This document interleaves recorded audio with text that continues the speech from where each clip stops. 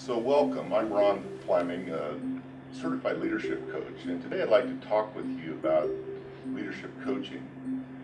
And I've asked Shannon Trilly, a leader that I've worked with, to join me for this conversation to talk about what leadership coaching has been like for her. Well, there were two major factors that led to me really seeking a coach.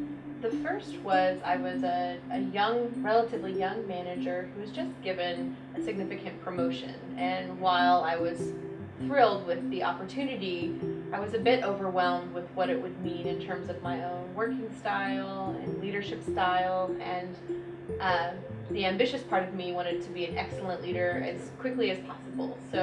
And I knew I would need some support for that. What was our coaching engagement like for you?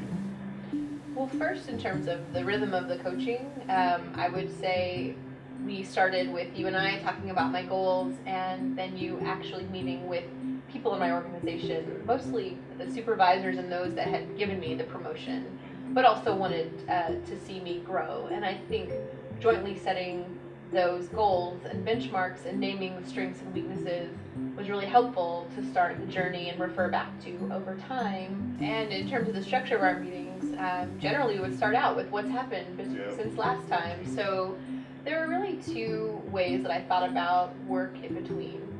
One were things that I could do. Another metaphor we would use was my ability to zoom out of the moment and look at myself from the balcony. And often before I went into meetings that I knew would be challenging or tricky, I would create what I, in my mind, called balcony notes, which were just notes to myself. Often they were about, it would just say tone, so that I would go into the meeting conscious about tone, or it would say posture. As you know, sometimes when you're in a more aggressive space, you start leaning forward and people respond to that, so it would help me lean back.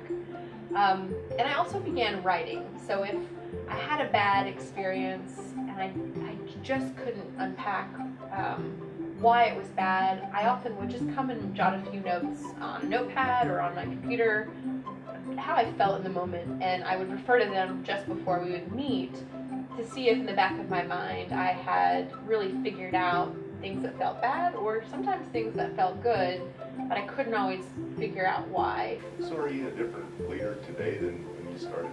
There is no question I'm a different leader. I think the main difference would be my aura of calm. I think now I just sit back and laugh. In fact, last week I was somewhere where someone said, "You are just this grounded, anchored person," and I had to laugh because we know that is not always the case and not always true, and never would I have thought that I would have control over my energy to be, I was just going for a neutral presence, but to get affirmation in my new role as someone who is actually a presence of grounding and calm in a deep way. I appreciate it, but I also had to laugh because that is just how far that element of who I am as a leader and person has transformed. And the second reason would be just my ability not to react.